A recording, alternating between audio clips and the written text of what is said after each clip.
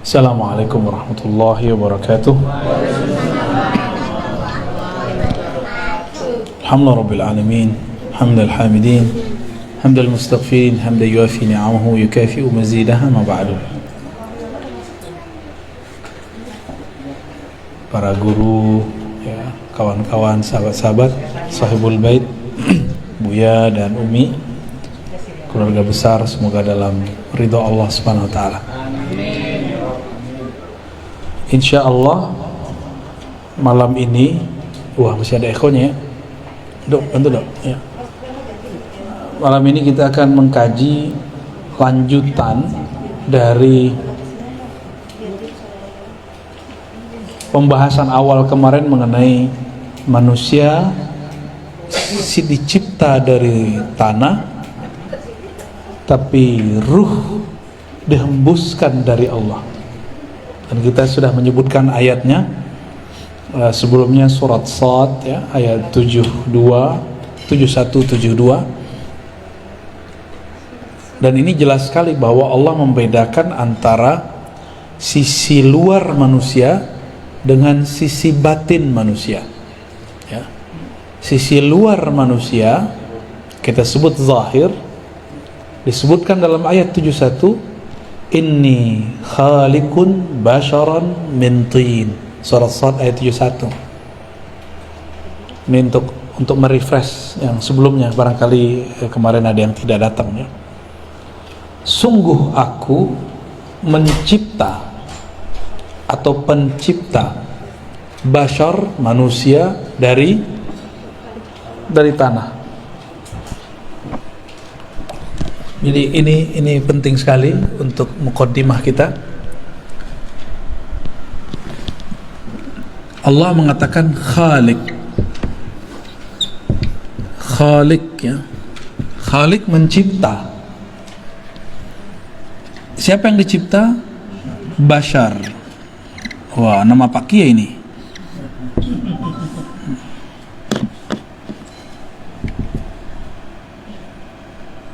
Basharan. Dari mana dicipta? Tin. Tin bahasa Arab tanah. Tin ya. Tanah. Nah, bashar ini sisi zahir manusia. Zahir manusia. Maka Allah mengatakan, aku pencipta. Nah, ini kita ulang-ulang biar nggak lupa, dan ini sangat penting sekali ya. Sangat penting untuk memulai kajian ma'rifatullah. Karena banyak sekali, jangankan orang awam, beberapa kiai aja saya temu ya, mendebat saya juga begitu. Bagi dia ruh itu dicipta. Padahal ayatnya tidak ada satupun ayat yang mengatakan ruh dicipta. Gak ada satupun ayat yang menyebutkan ruh dicipta. Maka di ayat 72-nya, gimana ayat 72-nya? Fa idza sawaituhu wa nafakhtu fihi min ruhi. Jadi Allah mengatakan nafakhtu ya. Nafakhtu.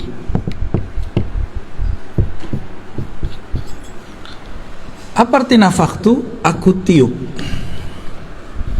Aku tiup atau hembuskan. Beda dengan cipta. Apa yang dihembuskan? Ya, ruh.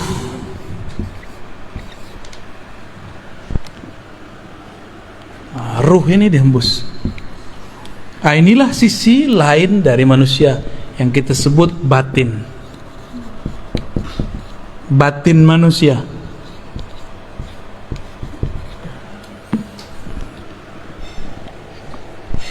Di saat mati, si tanah, si bashar pulang kepada tanah.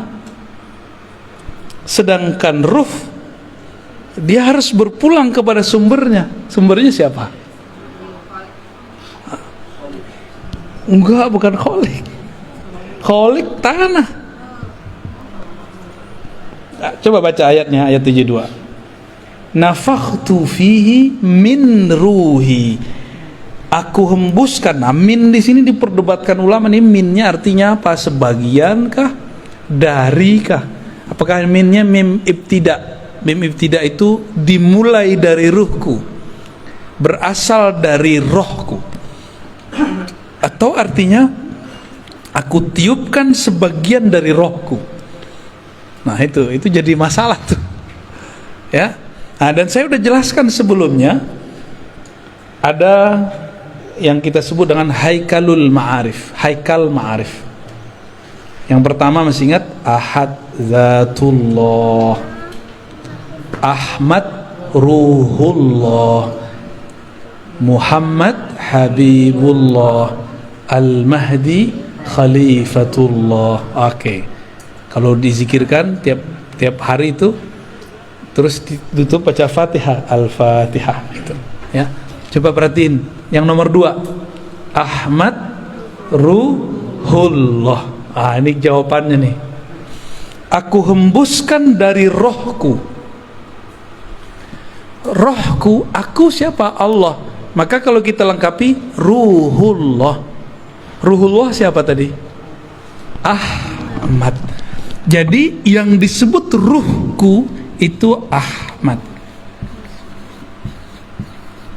Gitu. Maka aku setelah tubuh manusia sempurna, aku hembuskan ke dalamnya sebagian dari rohku. Jangan salah paham, bukan zatku. Bukan zatku, tapi rohku. Bedakan rohku dengan zatku. Kalau kita artikan zat aku, ini bahaya, nanti jadi kelompok seperti yang terjadi di kelompok-kelompok kebatinan iblis. Zat aku, zat Allah, sifat aku, sifat Allah, itu kelompok iblis itu. Ya, kita nggak pakai yang begitu-gitu. Ngakunya wali sih, tapi wali setan. Jadi ruhullah itu siapa? Ahmad. Jadi dua-duanya boleh diartikan dari rohku atau sebagian dari rohku, boleh dua-duanya, gak ada masalah. Kalau sudah mengerti pemahaman roh, bahwa ruh bukan zat dalam pengertian ini. Ahmad. Saya mau tanya nih, kalau kita nih dari seorang perempuan, nah perempuan ini kita sebut siapa? Kita ini kan keluarnya, lahirnya dari seorang perempuan. Perempuan ini kita sebut apa? Sebagai ungkapan majazi, kita pinjam istilah ini. Kita sebutlah Ahmad ini ummur ruh, induknya roh. Gitu. Tuh, udah 2 istilah tuh. Ayat ini belum pernah dijelaskan dengan penjelasan begini, kecuali malam ini. Ini saya nggak bukan buat-buat. Baru malam ini, ya. Fa idza sawaituhu, apabila aku telah menyempurnakan basyariyah manusia, sisi zahir manusia, maka aku tiupkan sebagian dari rohku. Maka kita baca tadi haikal ma'arif, ini disebut peta ma'rifat. Lancar peta ma'rifat bisa menafsir ayat-ayat yang rumit. Ahadzatullah, Ahmad ruhullah. Jadi ketika disebut rohku, kan ayatnya ruhi, kan gitu ya, ruhi artinya rohku.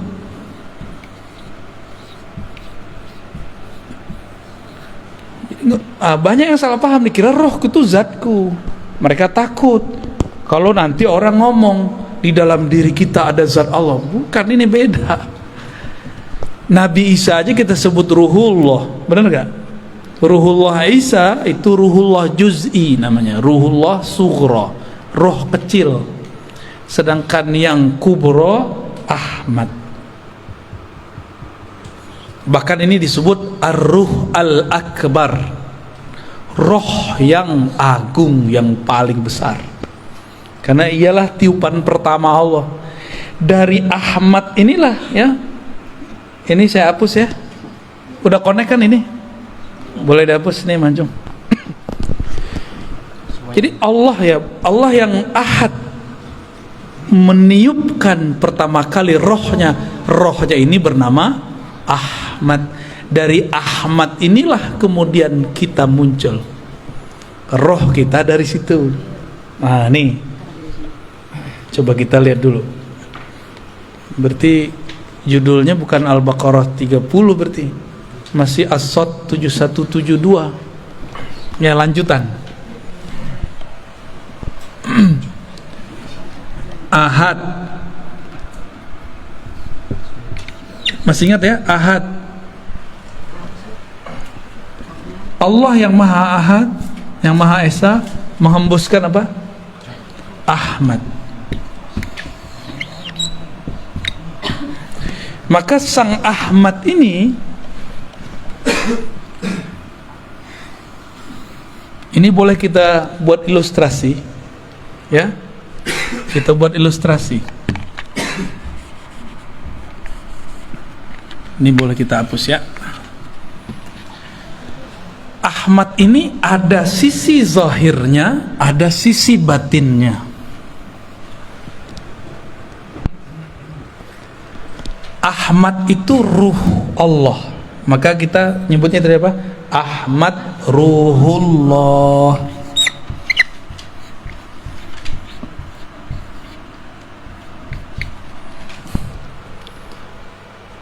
Jadi kalau ada di ayat surat tadi, surat apa? Sod ayat 72. Sod 72. Allah mengatakan ruhi, rohku. Siapa yang disebut rohku? Ahmad. Ada sebelumnya antum dengar tafsir begini.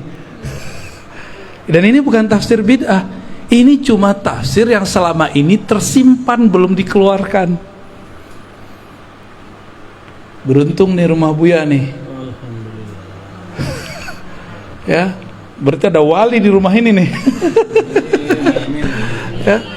Semoga istiqomah kita semua ya, amin amin ya rabbal alamin ya. Jangan GR dulu Mancung. Ruh Ahmad Ruhullah ini memancar. Ya. Ini pancarannya nih. Ini pancarannya. Nah, pancarannya ini disebut dengan Nur Muhammad. Gitu. Apa sebutannya? Nur Muhammad. Sumber nurnya adalah Ruhullah. Lalu apa hubungannya Nur Muhammad dengan Ahmad? Lalu tubuh manusia dan roh manusia. Nih coba lihat. Jadi ruh Ahmad Ruhullah inilah yang menjadi roh kita. Roh kita dari situ. Nur Muhammad inilah yang menjadi sisi basyariah, sisi zahir manusia. Jadi ruh ini batin ya. Batin manusia. Saya pendek aja M. Sedangkan ini dari Nur Muhammad tercipta 4 anasir alam. Api, air, api, tanah, udara. 4 anasir. Unsur ya kalau bahasa Indonesia. Salah satunya tanah. Ya, tanah. Air. Api. Kayak avatar ya. Apa lagi? Udara atau angin sama. Nah, ini sisi manusia nih. Jadi manusia di dalam diri kita ada 4 ini. Ada 4 itu. Inilah zahirnya manusia. Inilah Nur Muhammad. Jadi Nur Muhammad itu ada di sini, ada di sini, ada di sini, ada semua. Cuma masalahnya nurnya sudah terkoneksi belum sama Ruhullahnya, itu masalahnya ya.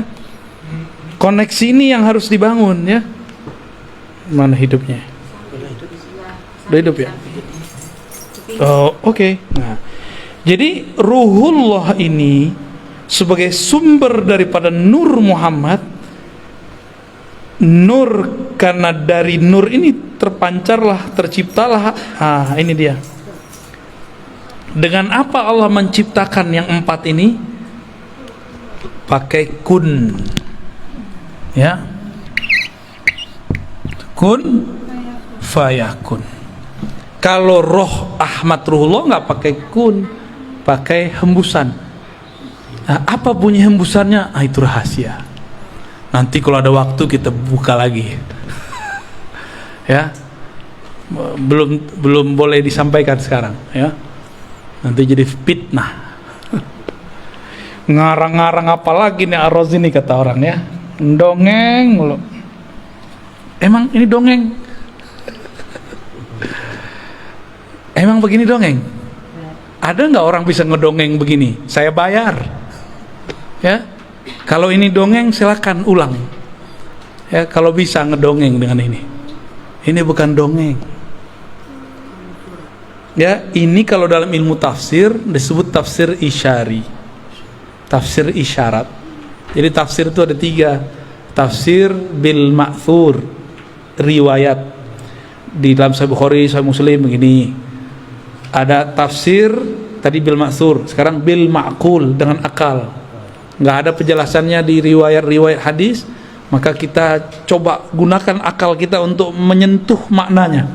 Jika masuk akal, maka tafsir disebut ma'qul, tafsir rasional. Kalau akal boleh menafsir, kenapa ruh tidak boleh menafsir? Maka ruh kita juga menafsir. Inilah jadinya tafsir isyari. Tapi itu istilah di kampus. Saya menyebutnya bukan tafsir isyari, tafsir apa yang bagus? Pakai istilah ruh, tafsir ruhi, ya, biar beda dengan isyari yang lain. Karena isyari ini ada kolbu masuk ke kolbu, ada yang masuknya ke ruh.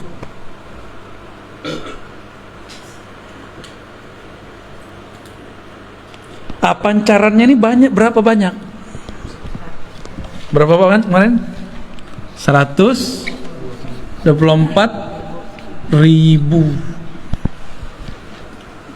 Ini bukan cocok logi. Makanya jumlah para nabi 124.000. Maka nabi-nabi itu adalah pecahan dari Ahmad, yang merupakan mereka menyimpan dalam diri mereka nur. Ada hadis, al ulama warasatul anbiya, ulama pewaris para nabi. Apa yang diwarisi? Nur ini. Jadi ini kalau dibuat lapisan berikutnya, bukain cum. Oke. Kurang jelas itu. Ini dihapus ya. Ya, fadal. Yang 110.000 ini disebut nabi.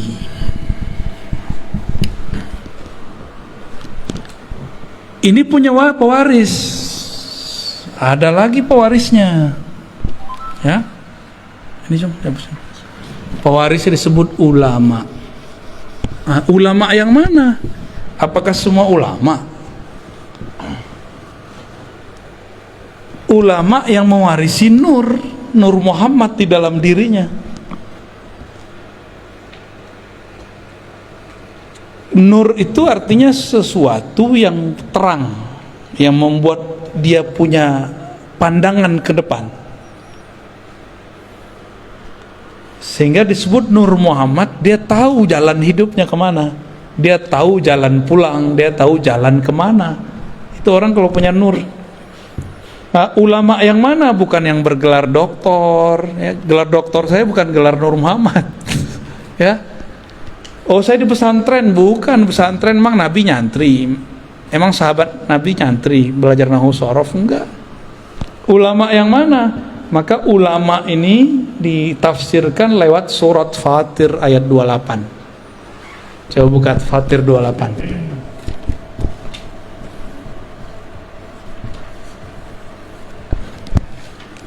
Fatir 28 apa? Innama yakhsyallaha min ibadihil ulama. Yang takut kepada Allah, yang segan nama Allah, itu cuma satu kelompok, namanya ulama. Buya ini kan pernah jadi GM ya. Itu kalau ke daerah orang nggak tahu kalau Buya ini GM, dihargai nggak? Segan nggak mereka? Nggak segan. Tapi pas dilihat di kartu namanya GM, langsung nyembah mereka, hormat. Wah, mau diservis semuanya. Kalau nggak dikira ustadz aja kan, karena ada jenggotnya. Kira-kira seperti itu. Kita kalau nggak kenal orang nggak sungkan sama dia, nggak respect sama dia. Tapi kalau kita sudah kenal dia, kita akan hormat siapa dia. Nah, kenal ini nggak hanya kenal gelar, kenal nasab, kenal makomnya, ya. Kenal makrifat yang tersimpan di dalam dirinya. Nah, inilah yang saya sebut umur ruh. Umur ruh itu enggak berdasarkan biologis. Umur ruh itu berdasarkan makrifat yang tersimpan di dalam dirinya. Ya. Tuh, 2, 3. Ini udah 3 lapisan nih, ya. Maka ulama, sahabat yang takut kepada Allah di zaman Rasulullah, jumlah sahabatnya juga sama. Semua sahabat jumlahnya juga 124.000. Jumlah sahabat Nabi. Dari Nur Muhammad ini ada kayak semacam, jadi kalau ilustrasinya Buya, Telkomsel ini kan Telkomsel ya, punya satelit. Nah, satelit ini Ruhullah. Dia memancar kepada, kalau memancar pertama kali yang gede itu ke mana? Provider, begitu. Dan jumlahnya ada 313 yang menerima pancarannya langsung. Dari 313 ini nyebarlah ke 104.000. Dari situlah nyebar kepada umat. Kayak gitu modelnya. Maka setiap masa nur ini nggak akan kurang dari 124.000, nggak akan kurang. Maka wali kalau mati pasti ada pengganti. Jadi nggak usah khawatir. Kalau wali mati tidak ada pengganti, tunggu aja kiamat. Pasti kiamat. Jadi ada wali Allah itu zikirnya menahan gunung api meletus. Ada wali zikirnya menahan hujan biar nggak turun berlebihan. Ada wali yang kerjaannya menahan supaya air laut itu tidak banjir rob berlebihan. Kalaupun terjadi mau gimana lagi ya. Ada wali di kutub utara, di kutub selatan. Sekarang orang menyebut global warming. Setiap hari ada es itu mencair. Berarti ada zikir yang sudah hilang di situ. Jangan-jangan walinya sudah meninggal. Ya. Maka jangan salah, di setiap gunung itu ada wali. Si wali inilah yang berzikir yang membuat gunung ini bertahan. Kalau walinya mati, terjadilah sesuatu. Gitu. Ya. Gempa bumi. Gempa boleh terjadi, tapi jadi bencana enggak? Kalau walinya mati, itu jadi bencana besar. Dan sekarang banyak wali yang mati. Mesti ada yang melanjutkannya. Dalam proses transfer ini, estafet ini, disitulah terjadi bencana-bencana. Ini kacamata ilmu ma'rifatullah ya. Bukan kalau orang BMKG mungkin ngomong ini gejala alam, ya itu urusan ente. Kita punya urusan lain. Ilmu kita tidak bertentangan, cuma berbeda. Ya, ilmu kita tidak bertentangan dengan BMKG kah, geologi kah, ilmu itu punya urusan sendiri. Kita punya urusan sendiri juga, gitu. Ya laptop sebagus apa, handphone sebagus apa, tetap harus ada yang operasionalkannya. Kalau orangnya hilang ya kacau, sama lah kira-kira begitu. Katanya robot hebat, tetap harus ada orang yang memprogramnya. Programnya lewat, ya lewat juga dia ntar. Ya.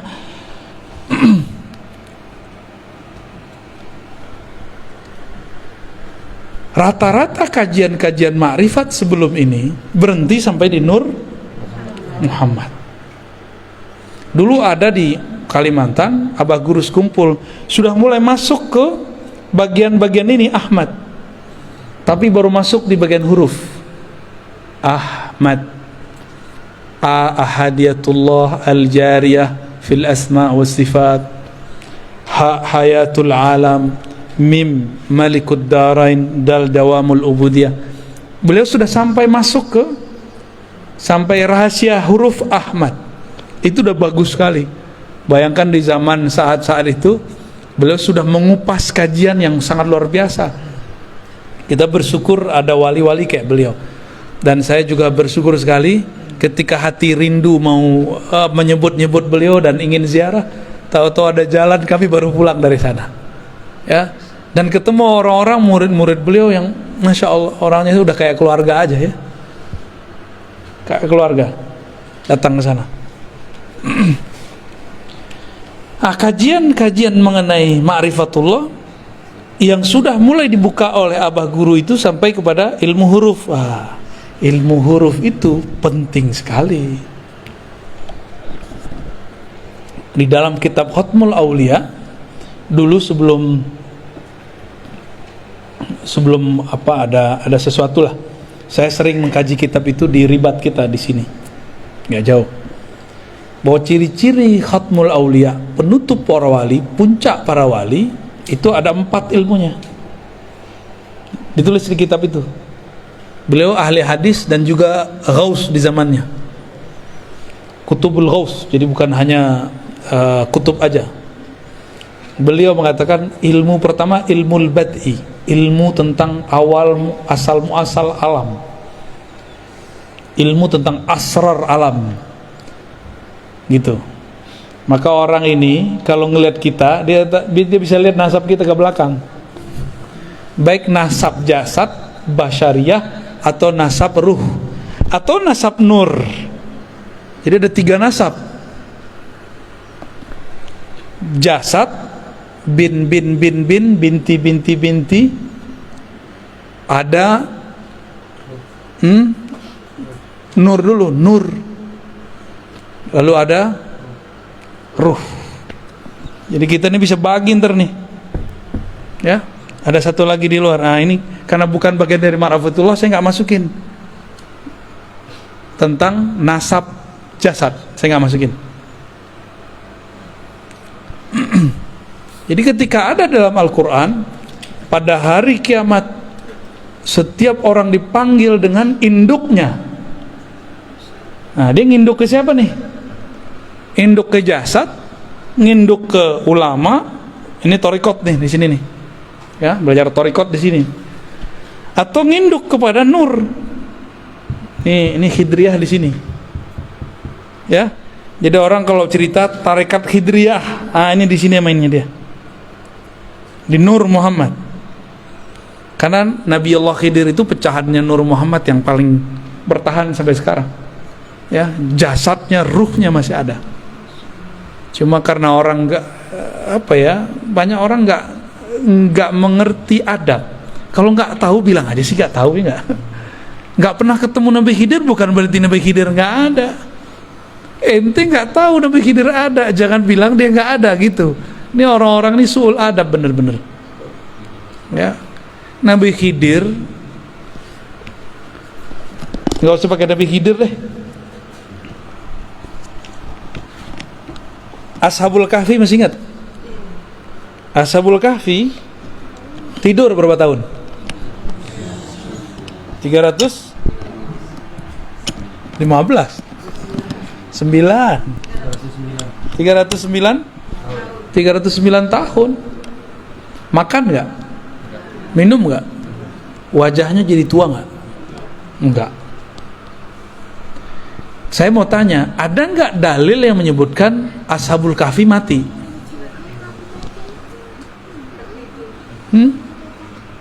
Iya, setelah 309? Nggak ada.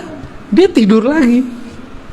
Makanya dalam riwayat yang dikumpulkan Imam Al-Qurtubi dalam kitab Tazkirah, nanti Ashabul Kahfi turun lagi membersamai Nabi Isa. Ternyata usut punya usut, Ashabul Kahfi adalah umat Nabi Isa. Jadi antara Nabi Isa dengan Nabi Muhammad. Jadi nanti ketika Nabi Isa turun, mereka keluar. Apakah itu khurafat? Ya nggak khurafat lah, ada riwayatnya. Kitab Tazkirah Imam Al-Qurtubi diringkas lagi oleh Imam Sya'rani dan tidak dihilangkan itu. Berarti mereka sekarang masih ada, cuma Allah sembunyikan. Yang sudah ke Yordan mungkin lihat di mana sih itu. Saya juga pernah ke sana alhamdulillah, dan emang Allah tutup kan, Allah suka-suka tutup. 309 tahun aja Allah tutup. Siapa yang menunjukkan jalan kepada mereka ke goa? Kan nggak diceritain orang. Itu Nabiullah Khidir.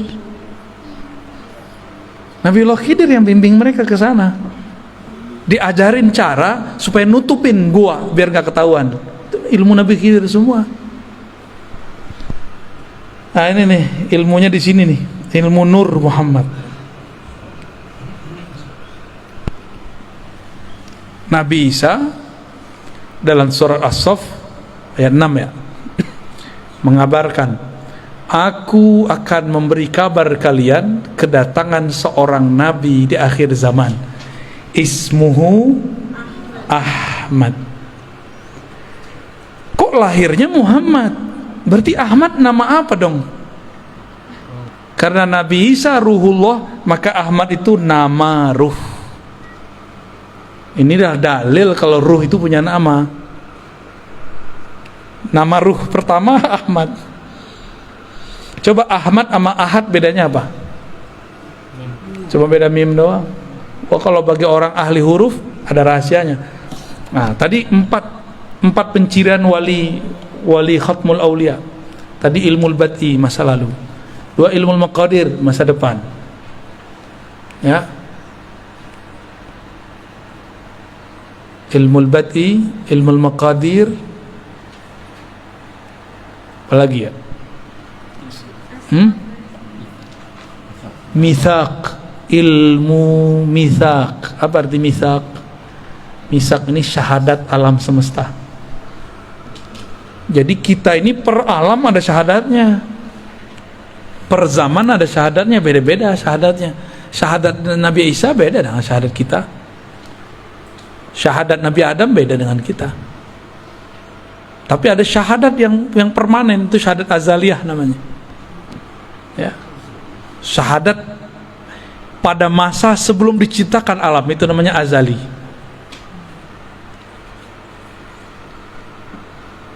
Ada sebelum ruh kita ditiupkan ke dalam janin itu sudah ada syahadatnya dia. Itu mitsaq, perjanjian alam. Jadi kita sudah punya kontrak dengan Allah. Itu mereka ngerti. Itu turunannya. Ya. Ketika ruh mengatakan syahidna, itu turunan dari mitsaq tadi. Itu semua ruh. Dan ruh ini kan ada yang Allah tiupkan kepada manusia, ada yang Allah tiupkan kepada hewan, ada yang Allah kemudian lempar ke pohon-pohon. Coba kenapa tuh Buya? Roh kita kok dilempar jadi manusia, sedangkan ada roh jadi kucing. Ada roh yang ditiupkan kepada anak keturunan Nabi Habib Sayyid, anak Kiai Gus Ajengan. Kok kita enggak, dia iya. Kok dia Habib, kita enggak. Dia Sayyid, kita bukan. Oh, itu ada rahasianya semua. Itu ilmu mitsaq. Enggak ada kebetulan Allah meniupkan, ya sesampainya lah, sedapatnya lah gitu, enggak ada. Diatur semua. Jangankan itu, satu tetes air hujan itu diatur turunnya di mana, berapa volumenya, diatur semua. Nggak ada nggak diatur. Apalagi urusan roh. Oh, sedapatnya deh gitu, nggak ada begitu. Ya, Allah betul-betul rapi. Ya, Muqtadirah. Salah satu nama Allah itu Muqtadir. Ya, begitu detail dalam mengukur segala sesuatu. Kenapa Buya? Kita nggak jadi Habib ya? Yang ono jadi Habib. Tapi nggak usah khawatir ya. Mau dia Sayyid, mau dia Habib, kita bukan Sayyid, bukan Habib. Potensi menjadi wali sama. Potensi jadi wali sama. Maka tidak sedikit orang biasa jadi wali. Kan ulama.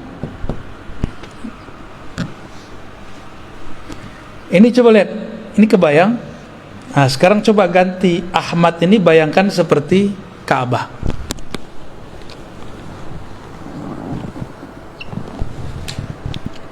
Ini ilustrasi aja, ya.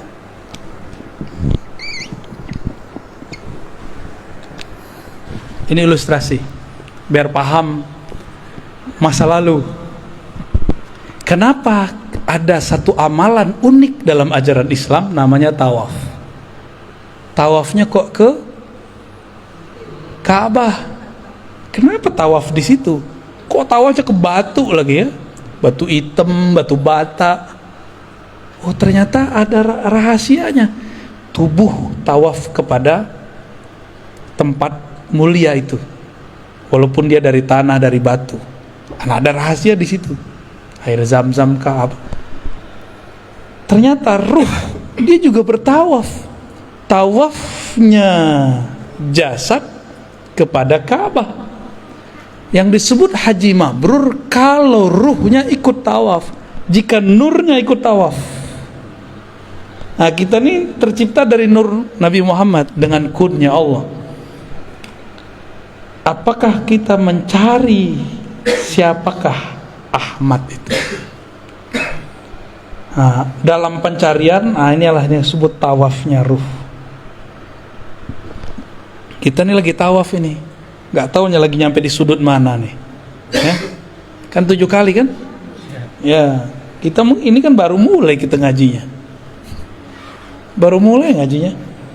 Ya, muter 7 kali loh. Tapi 7 kalinya ruh, panjangnya dan lamanya bukan main. Ya. Lama ini. Ya. Kerja itu kan tawaf, bolak-balik. Apa yang kita cari dari kerja itu? Fulus. Berarti Ka'bah dia fulus. Kalau Ka'bahnya cuma fulus, dia akan membenarkan segala cara. Tapi kalau badannya mengelilingi fulus, bolak-balik, tapi ruhnya mengelilingi, nurnya mengelilingi ruhullah Ahmad, orang ini tidak akan pernah korupsi, gak akan pernah main-main angka. Itu kalau benar tuh, ya. Kalau benar ruhnya muter. Jadi zahir kita ini muter terus, gak ada yang gak muter. Saya nanya juga ke orang-orang kimia, orang-orang yang ahli-ahli dalam molekul-molekul. Ternyata atom itu masih terdiri dari molekul-molekul lain, dan itu semuanya bergerak tawaf semua.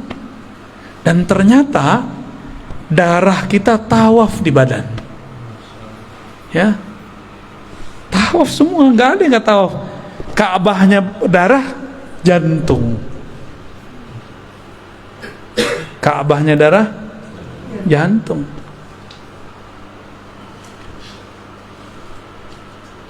Oke? Kalau sudah punya gambaran begini, ilmu bad'i, ilmu masa lalu. Jika di masa lalu, di alam nuriyah ini, kita dulu, percikan nur kita ini tawaf kepada Ahmad, maka lahirnya pasti jadi seorang mukmin.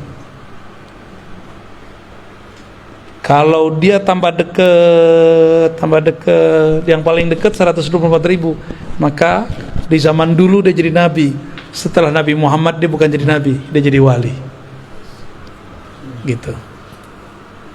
Kalau dulu kita pernah tawaf.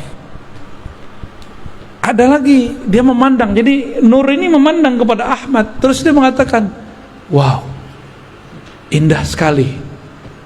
Dia lahir jadi Habib.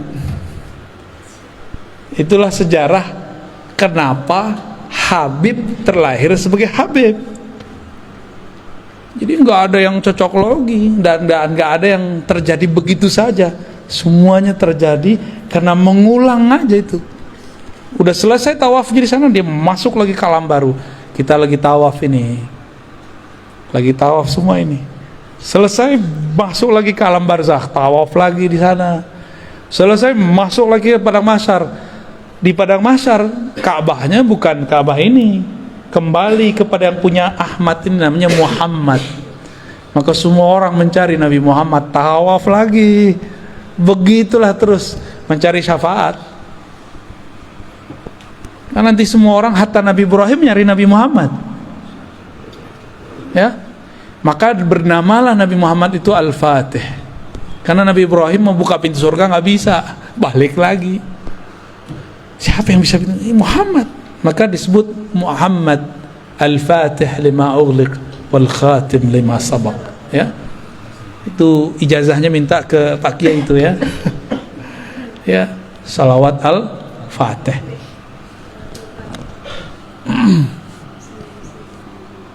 Jam 10 Bu ya.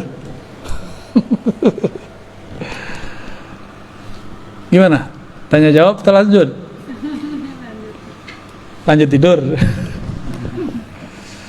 Ya rehat dulu. Bismillah.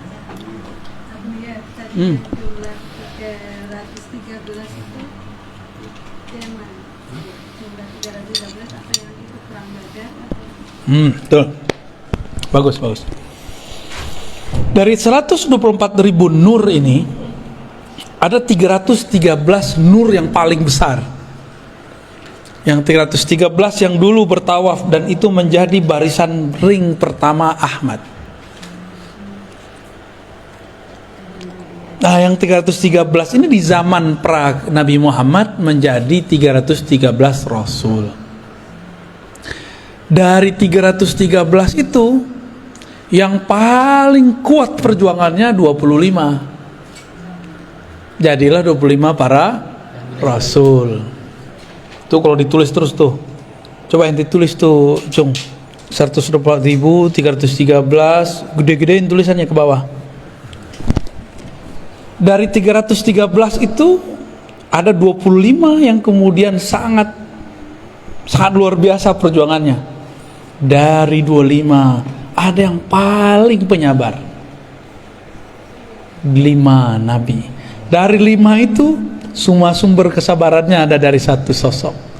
Itulah Muhammad sallallahu alaihi wasallam, Sayyidul Awwalin, Sayyidul Akhirin. Ya, 300. Inti jangan salah tulis, bukan 212, bukan 414. Ya, 313. Ya. Kalau 212 tuh kawan-kawan kita yang berjuang kemarin tuh ya. Ya, 5 jadi berapa? 1. Nah, ini penting nih. Syukuran. Jadi 124.000 itu ring terluar, ring terdekatnya 313. Dari 313 ini paling dekat lagi 25. Dari 25 ini paling dekat lagi 5. Dari 5 itu 1. Berarti kalau 5 kurang 1 berapa? 4. Coba lihat. Nabi Muhammad, Abu Bakar, Umar, Utsman, Ali. 5 kan? 5. Dan itu bukan cocok logi. Emang udah dari sononya. Udah dari sononya begitu. Ya.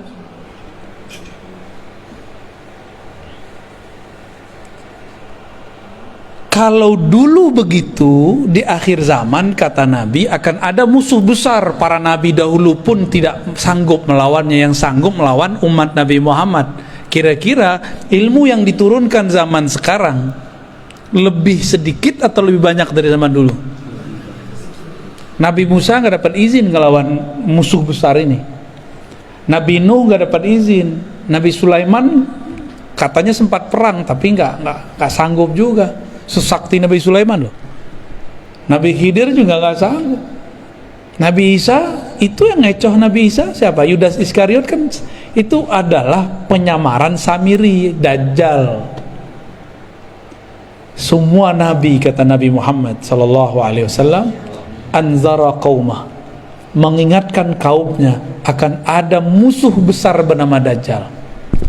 Lah kok sekarang ada kiai bilang Dajjal itu bukan sosok, Dajjal itu suatu sistem, ya. Nabi Muhammad, para nabi sebelumnya bilang itu sosok, ente bilang itu, ya, pinteran dia dari Nabi Muhammad, ya kan? Pinteran dia dari Nabi Musa.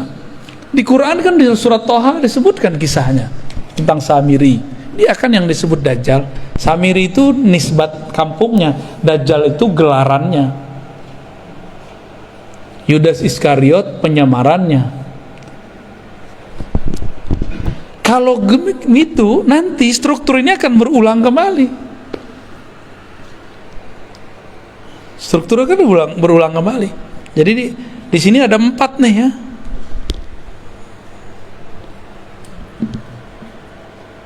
Sama ntar.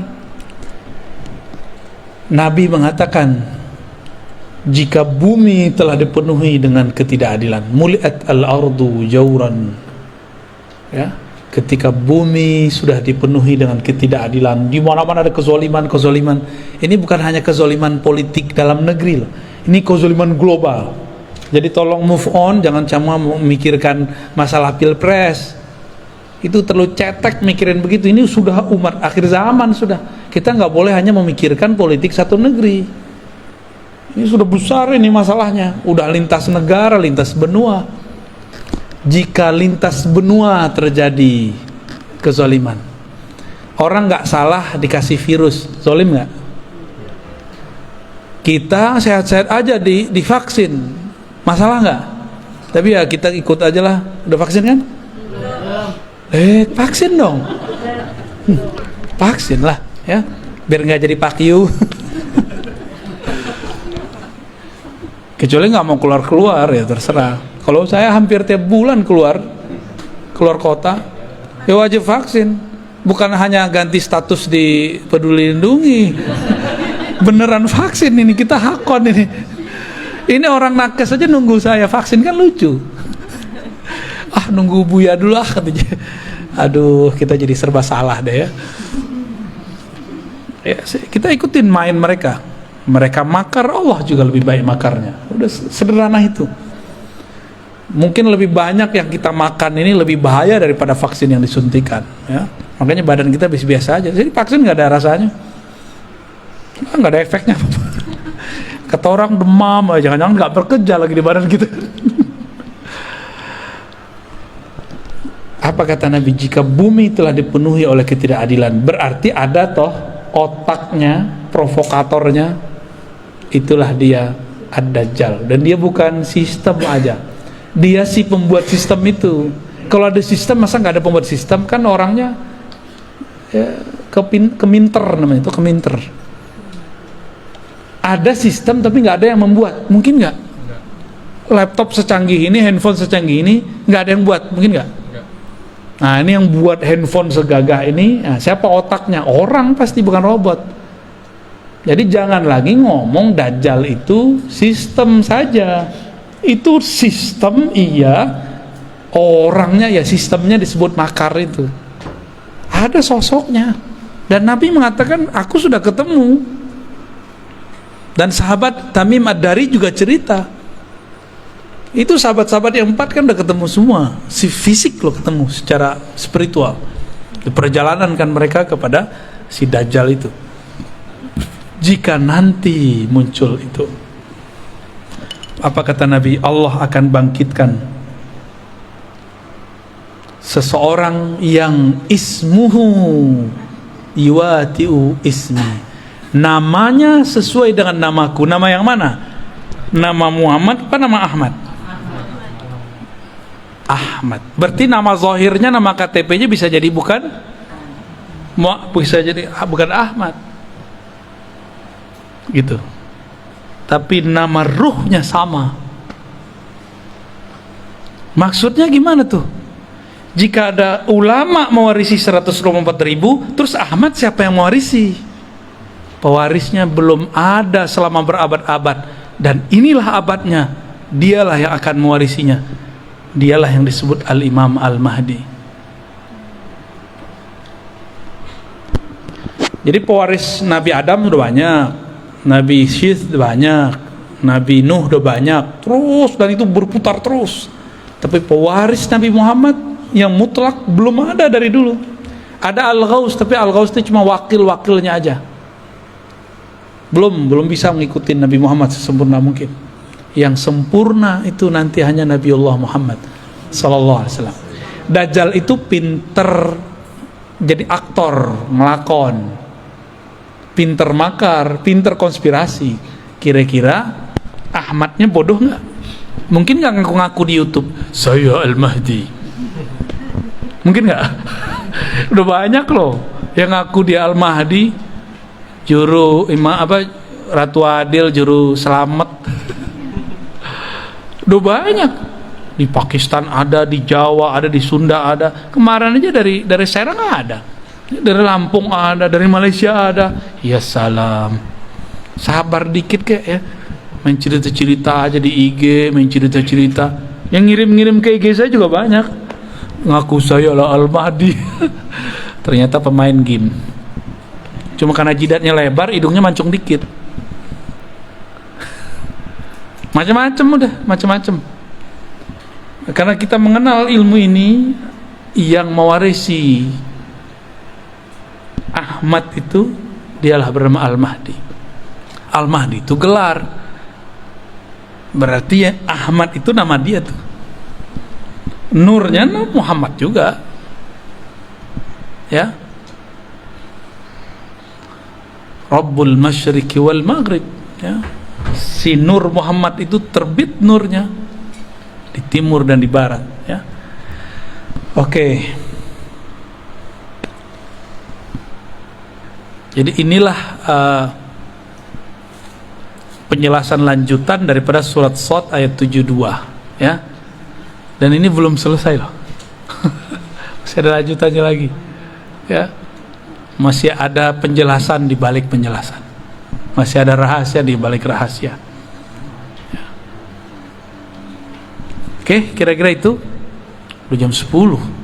Ini jam aneh salah kayaknya nih. Kayaknya belum disetting tadi nih. Kecepatan itu. Oh, itu yang Bahlul. Jamnya PA. Baik, gimana Bu? Ya, gimana? Ya. Mengenai tadi bahwa ruh itu tidak balik holik ya. Ya. Terkait dengan innalillahi wa inna ilaihi raji'un itu seperti apa hubungannya? Inna lillahi wa inna ilaihi raji'un. Kaitannya apa dengan ruh tidak dicipta, kan gitu. Mati itu pulang kampung. Tubuh dicipta dari tanah, maka dia pulang ke kampungnya tanah. Ruh dihembuskan dari ruhi Ahmad, maka dia harus cari jalan pulang ke. Bisa nggak ruh tubuh tanpa ditanam dia tertanam? Gak bisa, harus ada yang ngurusin, dimandiin, dikuburin. Tuh, paham maksud saya? Ini ilustrasinya. Jika tubuh zahir ini harus ada yang urus, harus ada gurunya, apalagi harus ada yang nunjukin jalannya, harus ada yang gendong. Jadi ruh ini kalau dia berpisah nggak ada yang jemput, dia akan gentayangan kemana-mana. Tapi bukan jadi hantu, bukan. Yang jadi hantu itu jin. Dia akan kemana-mana, dia mencari pertolongan. Siapa? Aku mau kemana ini? Dia bingung. Maka sekarang kita kasih tahu, kalau kita meninggal, kita harus kembali kepada Ruhullah Ahmad. Ini yang harus dicari. Ya, makanya ada satu sholawat boleh diamalkan. Allahumma ya Ahad, wahai ya Allah yang Maha Esa, Maha Tunggal, sholli ala Ahmad, limpahkanlah rahmat, sampaikanlah ruh kami kepada ruh Ahmad. Itu maknanya. Pulangkanlah ruh kami kepada ruh Ahmad. Pulangkan kami kepada ibu kami, induk kami. Kalau kita masih punya ibu, Pengen pulang kampung nggak kalau ibunya di kampung? Ibunya di sini, berarti pulangnya di sini, iya kan? Coba misah sehari aja, nggak mau kan? Nggak mau tuh, pelukan langsung. Begitulah nanti jika ruh tahu jalan kepada ruh, nanti mereka semua akan bermanja-manja. Makanya kalau bener nih kita sholawat, kita mewek-mewek nyebut nama Ahmad. Nggak ada orang yang nggak bisa nangis kalau nggak sebut Ahmad. Cuma ini kita lagi tahan-tahan aja nih. Kalau bener nih ruh, dia percikan dari hembusan Ahmad, disebut Allahumma ya Ahad, salli ala Ahmad. Enggak, pasti ngalir. Ya Allah, ruhku ini adalah bagian dari hembusan ruhmu Ahmad. Tolong kembalikan ia kepada ruhmu Ahmad. Sampaikan kami kembali pulang kepada ibu ruh kami Ahmad, induk ruh kami Ahmad. Enggak nangis berarti dalamnya hitam. Itulah rahasia. Silakan diamalkan itu, ya. Ya, Allahumma ya Ahad, salli ala Ahmad. Allahumma ya Ahad, salli ala Muhammad. Allahumma ya Ahad, salli ala al-Mahdi khalifatika ya Allah ya Ahad. Allahumma salli ala Al-Fatihah.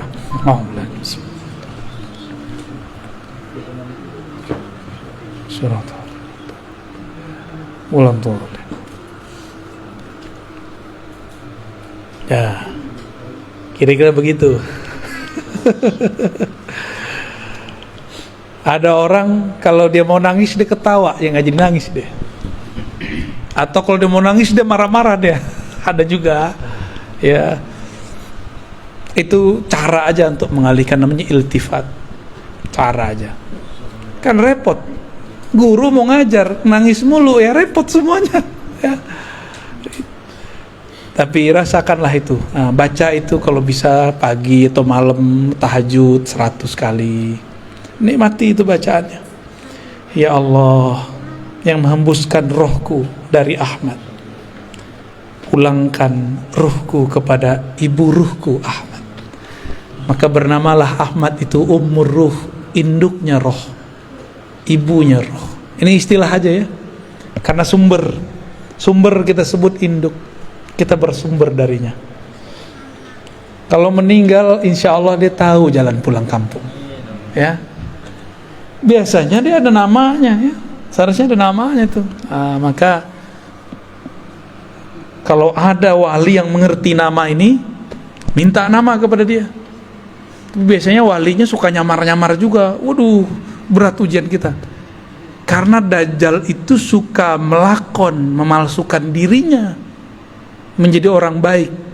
Maka yang mengerti nama ini pasti dia memalsukan dirinya seakan seperti orang yang tamak dunia, jahat, kayak nggak sholat, kayak itu orang yang paling durhaka sedunia. Ya, itu namanya malamatiyah. Itu berat ujiannya. Nah, ujian bagi kita kalau emang punya ruh, coba tanya ke dalam ruh. Jangan hanya pakai akal. Kalau akal kita bilang, masa sih? Akal kan gitu ngomongnya. Kalau ruh dia nggak ngomong begitu. Ya, dulu orang Arab bingung, Muhammad ngaji di mana? Kok dia bisa mengerti qul huwallahu ahad, Allahu samad, lam yalid wa lam yulad? Itu mereka bingung itu. Nggak ada yang nyokolahin. Itu lewat ruh itu. Maka mereka ngomong, ini bukan dari ahli kitab. Bukan dari ayahnya udah meninggal duluan. Bukan dari ibunya meninggal ketika kecil. Bukan juga dari kakeknya sibuk ngurusin orang. Terus dari mana? Disitulah kemudian Abu Bakar sadar, oh kalau Muhammad pasti Allah di belakangnya gitu. Ya. Maka bernamalah beliau Siddiq. Ya. Kisah Mi'raj itu salah satu dari kisah yang beliau jadi disebut Siddiq. Gitu. Gitu. Aman. Ntar diamalin ya, sholawat ahadiyah ya. Itu sudah biji-biji sholawat udah. Pangkal-pangkalnya sholawat. Karena sholawat itu banyak, ada Al-Fatih, ada sholawat Nurizat, ada sholawat Tibil Qulub. Ini masing-masing punya fungsi, punya rahasia-rahasia. Ini sholawat ma'rifat ya. Dan itu gak dibuat-buat, emang dikasihnya begitu. Siapa yang ngasih? Ya itu tuh Ahmad Ruhullah yang ngasih gitu. Nah, gimana cara koneksinya ya? Kita kan punya ruh, seharusnya kita bisa juga dong koneksi sama dia. Kenapa kita nggak bisa berinteraksi, terhubung kepada ruh Ahmad? Karena kalau kita punya handphonenya bagus, tapi baterainya soak. Baterainya ada, kartunya nggak ada. Kartunya ada, pulsanya nggak diisi. Pulsanya lengkap, nomor sudah punya, nomor yang dihubungi nggak punya. Nomor yang dihubungi sudah punya, tapi nggak mau nelpon. Paham itu bahasa-bahasa ya, bahasa-bahasa kias lah ya. Semoga kita bisa mengerti ya kias-kias ini ya. Maka harus persiapkan casing yang bagus, persiapkan juga kartu energi yang bagus. Kartunya apa? Kalau mau download aplikasi, bisa nggak tanpa nama akun? Maka harus punya nama akun. Apa nama akunnya? Itulah nama ruh. Maka ilmu tentang nama ruh adalah awal dari berkoneksi dengan Ahmad Ruhullah. Hati-hati, kadang-kadang kita kena siloka yang selama ini orang udah ketemu sama kita, ternyata dia orangnya. Biasa. Kalau zaman-zaman Syekh Abdul Qadir kan enak, orangnya pakai serban, ya kan, sholatnya Masya Allah. Enak. Tapi nggak mungkin Allah membiarkan mutiara Ahmad ini diobral, diketahui orang banyak-banyak, bisa dicuri dia. Maka Allah lapisi dia dengan sisi basyariah, manusiawi yang orang nggak akan paham kalau di dalamnya ada sir Ahmad. Ya, kadang-kadang dia teman kita, jangan-jangan dia tetangga kita, jangan-jangan dia dulu murid kita, jangan-jangan dia dulu guru kita, jangan-jangan dia dulu pernah ziarah sama kita, jangan-jangan dulu kita makan di warteg sama dia. Lengkaplah semua. Jangan-jangan kita dulu waktu muda jontok-jontokan sama dia. Bisa jadi tuh. Rahasia Allah ini kan ada di mana-mana ya. Pintar-pintarlah. Kira-kira itu kajian kita malam ini ya. Pertanyaannya dicukupkan dulu karena kami mau jalan lagi ke Bandung nih. Bandungnya bukan Bandung ini. Bandungnya di mana kita? Lembang, gila, Masya Allah. Jadi mohon izin nih Pak Kiai, mohon doa selalu bagi kami yang masih muda-muda. Mohon maaf jika suul adab. Ya Bu ya. Umi, maaf telat ya. Ya. Alhamdulillah. Ya kajiannya begini nggak setia ya, salam. Mungkin itu dari kami. Semoga Allah ridho dengan apa yang kita sampaikan. Dan ini bukan ilmu saya cuma diberikan lalu saya membagikan ulang. Jadi jangan bilang saya yang pintar, ataupun kalau salah, ya salah mungkin saya salah menerjemahkannya. Jangan salahkan Allah, jangan salahkan Rasul, jangan salahkan guru-guru saya. Cukup salahkan saya ya. Mohon maaf semuanya. Assalamualaikum warahmatullahi wabarakatuh.